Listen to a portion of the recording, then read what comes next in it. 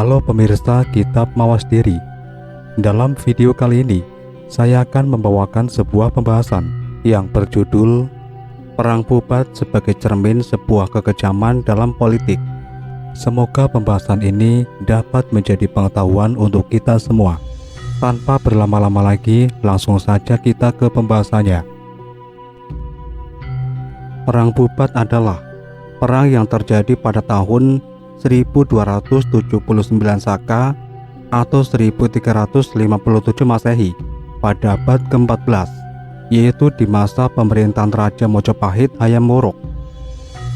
Perang terjadi akibat perselisihan antara Mahapati Gajah Mada dari Mojopahit dengan Prabu Maharaja Linggabuana dari Kerajaan Sunda di Pesanggerahan Pubat yang mengakibatkan tewasnya seluruh rombongan Sunda. Sumber-sumber rujukan tertua mengenai adanya perang ini terutama adalah Serat Pararaton serta Kidung Sunda dan Kidung Sundayana yang berasal dari Bali. Kidung Sunda adalah sebuah tuliskan atau naskah dalam bahasa Jawa Pertengahan yang berbentuk syair atau tembang yang kemungkinan berasal dari Bali. Dalam kidung ini diceritakan tentang kisah pencarian seorang permaisuri Hayam Wuruk dari Mojopahit dan tragedi perang Pubat yang memilukan. Diceritakan dalam beberapa pupuh sebagai berikut. Hayam Wuruk Raja Mojopahit ingin mencari seorang permaisuri untuk dinikahi. Maka beliau mengirim utusan ke seluruh penjuru Nusantara untuk mencarikan seorang putri yang sesuai. Mereka membawa lukisan-lukisan kembali, namun tak ada yang menarik hatinya. Maka Prabu Hayam Wuruk mendengar bahwa putri Sunda cantik dan beliau mengirim seorang juru lukis ke sana. Setelah ia kembali maka diserahkan lukisannya. Saat itu kebetulan dua orang paman Prabu Hayam Wuruk, Raja Kahuripan dan Raja Dahab berada di sana, hendak menyatakan keprihatinan mereka bahwa keponakan mereka belum menikah. Maka Sri Baginda Hayam Wuruk tertarik dengan lukisan putri Sunda. Kemudian Prabu Hayam Wuruk menyuruh Madu atau seorang mantri ke tanah Sunda untuk melamarnya. Madu tiba di tanah Sunda setelah berlayar selama 6 hari, kemudian menghadap Raja Sunda. Sang raja senang, putrinya dipilih Raja Majapahit yang ternama tersebut. Tetapi putri Sunda sendiri tidak banyak berkomentar. Maka Madu kembali ke Mojopahit, membawa surat balasan Raja Sunda dan memberitahu kedatangan mereka. Tak lama kemudian mereka bertolak dari Sunda disertai banyak iringan. Ada 200 kapal kecil dan jumlah totalnya ada 2000 kapal. Berikut kapal-kapal kecil. Namun ketika mereka naik kapal, terlihatlah pertanda buruk. Kapal yang dinaiki Raja, Ratu dan Putri Sunda adalah sebuah jung Tatar, Mongolia Cina, seperti banyak dipakai semenjak Perang Wijaya. Sementara di Mojopahit sendiri, mereka sibuk mempersiapkan kedatangan para tamu. Maka 10 hari kemudian, Kepala Desa Pubat datang melapor bahwa rombongan Sunda telah datang. Prabu Hayam Wuruk beserta kedua pamannya siap menyongsong mereka. Tetapi Patih Gajah Mada tidak setuju. Ia berkata bahwa tidaklah seyogyanya seorang Maharaja Mojopahit menyongsong Raja Sunda yang seharusnya menjadi raja bawahan. Siapa tahu dia seorang musuh yang menyamar. Maka Prabu Hayam Wuruk tidak jadi pergi ke Pubat menuruti saran Patih Gajah Mada. Para abdi dalam keraton dan para pejabat lainnya terperanjat mendengar hal ini, namun mereka tidak berani melawan. Sedangkan di Pubat sendiri, mereka sudah mendengar kabar burung tentang perkembangan terkini dari Majapahit. Maka Raja Sunda pun mengirimkan utusannya, Patih Anepaken, untuk pergi ke Majapahit. Ia disertai 3 pejabat lainnya dan 300 serdadu. Mereka langsung datang ke rumah Patih Gajah Mada. Di sana beliau menyatakan bahwa Raja Sunda akan bertolak pulang dan mengira Prabu Hayam Wuruk ingkar janji. Mereka bertengkar hebat karena Gajah Mada menginginkan supaya orang-orang Sunda bersikap seperti layaknya vassal-vassal Nusantara Majapahit. Hampir saja terjadi pertempuran di Kepatihan, kalau tidak ditengahi oleh Samaranta, seorang pandita kerajaan. Maka berpulanglah utusan Raja Sunda setelah diberitahu bahwa keputusan Raja terakhir Sunda akan disampaikan dalam tempo 2 hari.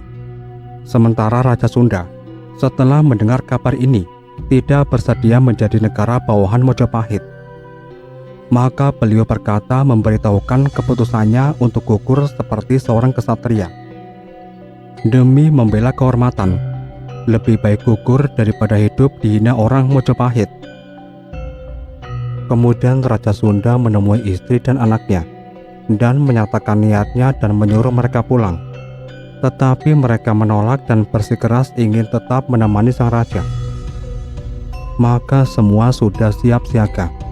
Utusan dikirim ke perkemahan orang Sunda dengan membawa surat yang berisikan syarat-syarat Mojopahit. Orang Sunda pun menolaknya dengan marah dan pertempuran tidak dapat dihindarkan. Tentara Mojopahit terdiri dari prajurit-prajurit biasa di depan, kemudian para pejabat keraton, Gajah Mada, dan akhirnya Prabu Hayam Wuruk dan kedua pamannya. Pertempuran dahsyat berkecamuk. Pasukan Mojopahit banyak yang gugur, tetapi karena kalah jumlahnya, akhirnya hampir semua orang Sunda dibantai habis-habisan oleh orang Mojopahit. Andepaken dikalahkan oleh Gajah Mada, sedangkan Raja Sunda ditewaskan oleh besannya sendiri, Raja Kahuripan dan Daha. Pitar adalah satu-satunya perwira Sunda yang masih hidup, karena pura-pura mati di antara mayat-mayat serdadu Sunda. Kemudian ia lolos dan melaporkan keadaan kepada Ratu dan Putri Sunda. Mereka bersedih hati dan kemudian sesuai ajaran Hindu, mereka melakukan velapati atau bunuh diri. Semua istri para perwira Sunda pergi ke medan perang dan melakukan bunuh diri massal di atas jenazah-jenazah suami mereka. Prabu Hayam Wuruk merasa cemas setelah menyaksikan peperangan ini. Ia kemudian menuju ke pesanggerahan Putri Sunda. Tetapi Putri Sunda sudah tewas. Maka Prabu Hayam Wuruk pun meratapinya, ingin dipersatukan dengan wanita idamannya ini. Setelah itu, upacara untuk menyembahyangkan dan mendoakan para arwah-arwah dilaksanakan. Tidak berselang lama, maka mangkatlah Prabu Hayam Wuruk yang merana. Setelah beliau diperapukan dan semua upacara keagamaan selesai, maka berundinglah kedua pamannya. Mereka menyalahkan Gajah Mada atas malapetaka ini. Maka mereka ingin menangkapnya dan membunuhnya. Kemudian bergegaslah mereka datang ke kepatihan. Saat itu Patih Gajah Mada sadar bahwa waktunya telah tiba. Maka beliau mengenakan segala upakara atau perlengkapan upacara dan melakukan yoga semedi. Setelah itu beliau menghilang atau moksa, tak terlihat menuju ketiadaan atau niskala. Maka Raja Kahuripan dan Daha yang mirip Siwa dan Buddha berpulang ke negara mereka karena Majapahit mengingatkan mereka akan peristiwa memilukan yang terjadi. Analisis cerita dalam Kidung Sunda. Berdasarkan uraian 3 pupuh di atas, penulis coba melakukan analisa sebagai berikut. Dalam ketiga pupuh di atas, tidak disebutkan secara jelas siapakah Raja Sunda, Ratu Sunda, dan Putri Sunda yang datang ke Mojopahit tersebut.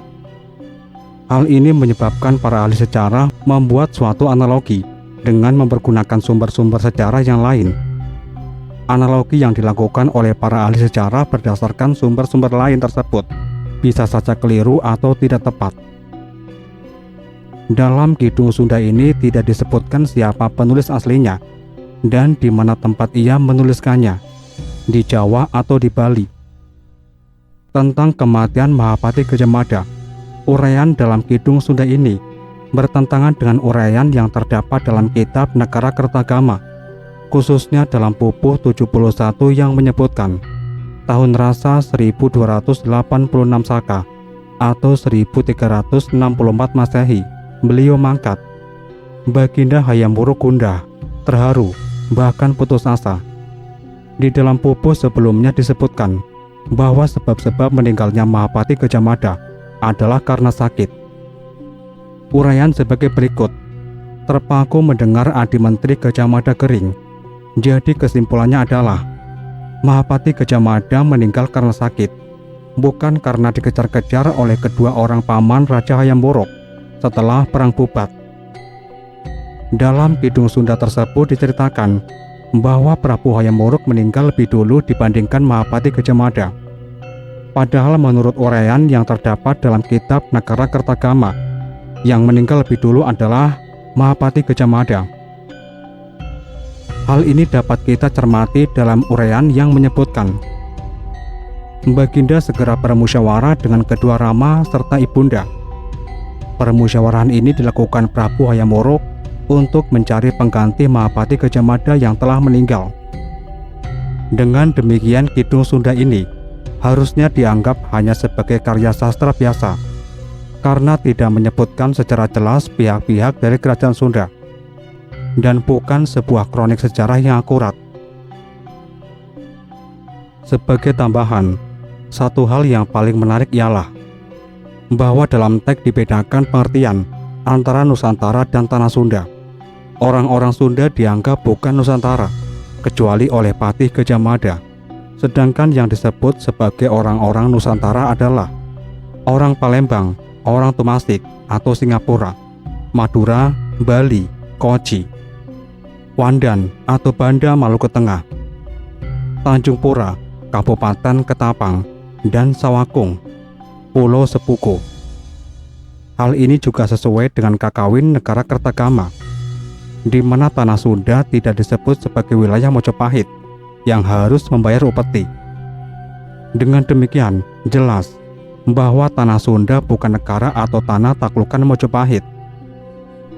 Kenyataan tersebut diperkuat oleh uraian yang terdapat dalam kitab Nagara Kertagama sebagai berikut. Berkaitan dengan penyebaran agama Buddha, diuraikan sebagai berikut. Konon kabarnya para pendeta penganut Sang Sugada atau ajaran Buddha dalam perjalanan mengemban perintah Baginda Nata Hayam Wuruk dilarang menginjak tanah sebelah barat Pulau Jawa karena penghuninya bukan penganut ajaran Buddha. Tanah sebelah barat Pulau Jawa identik dengan kekuasaan Kerajaan Sunda. Berkaitan dengan negara-negara asing yang memiliki hubungan dengan Kerajaan Mojopahit, diuraikan sebagai berikut. Yawana ialah negara sahabat. Identifikasi Yawana adalah Kerajaan Sunda. Sepanjang tidak ada bukti-bukti empiris lainnya, isi sepenggal kisah dalam kitab Kidung Sunda dan Nagara Kertagama. Niat pernikahan itu adalah untuk mempererat tali persaudaraan yang telah lama putus antara Mojopahit dan Sunda. Raden Wijaya yang menjadi pendiri Kerajaan Mojopahit dianggap keturunan Sunda dari Dyah Lembutal dan suaminya yaitu Rakyan Jayadharma, Raja Kerajaan Sunda. Hal ini juga tercatat dalam pustaka Raja-Raja Ibumi Nusantara, Parwa II dan Sarga III. Dalam babat Tanah Jawi, Raden Wijaya disebut dari Pajajaran.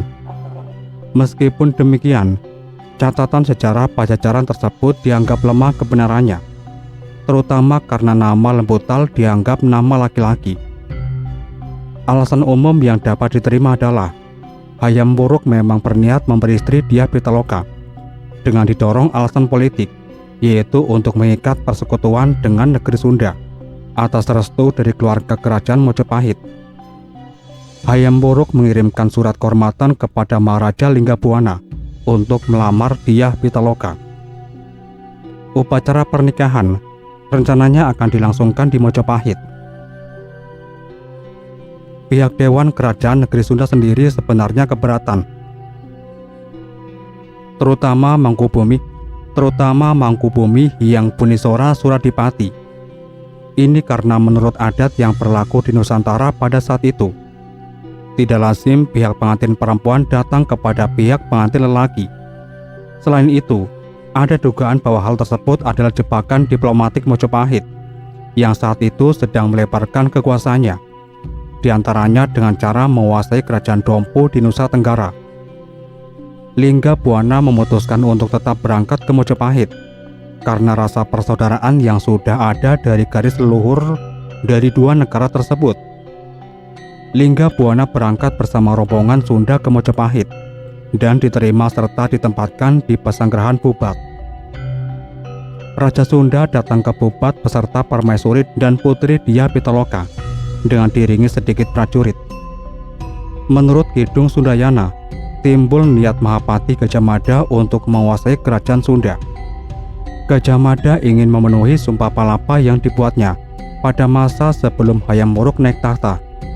Sebab dari berbagai kerajaan di Nusantara yang sudah ditaklukkan Mojopahit, hanya kerajaan Sundalah yang belum dikuasai.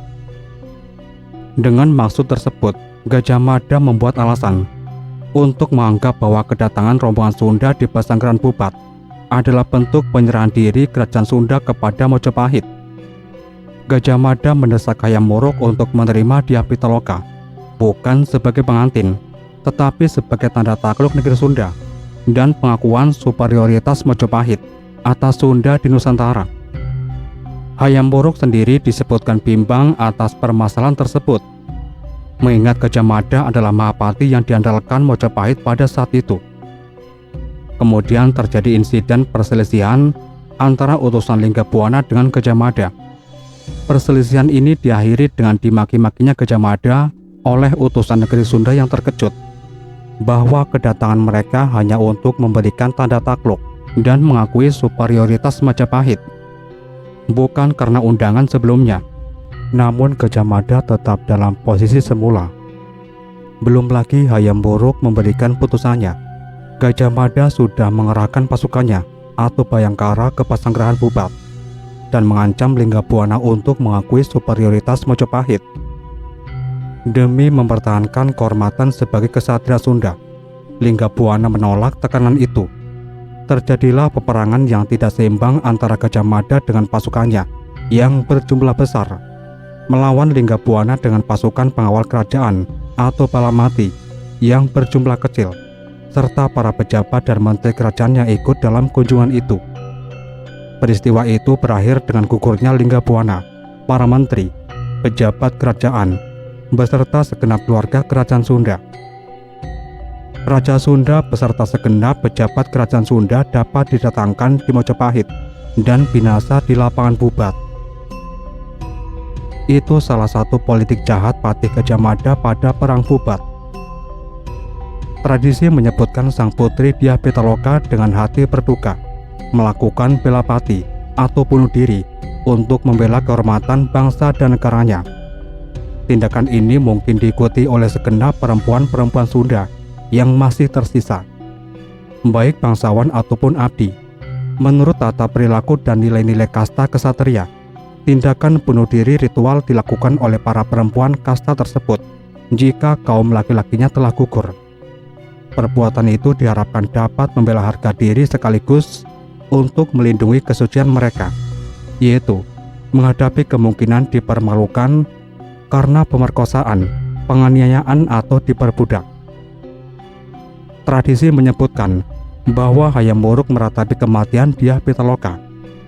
Hayam Wuruk menyesalkan tindakan ini dan mengirimkan utusan atau Dharmayaksa dari Bali yang saat itu berada di Mojopahit untuk menyaksikan pernikahan antara Hayam Wuruk dan Dyah Pitaloka, untuk menyampaikan permohonan maaf kepada Mangkubumi Hyang Bunisora Suradipati yang menjadi pejabat sementara Raja Negeri Sunda, serta menyampaikan bahwa semua peristiwa ini akan dimuat dalam Kidung Sunda atau Kidung Sundayana yang di Bali dikenal dengan Kekuritan Sunda, agar diambil hikmahnya.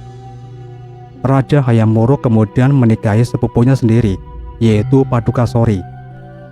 Akibat peristiwa Bubat ini, dikatakan dalam catatan tersebut bahwa hubungan Hayam Wuruk dengan Gajah Mada menjadi renggang.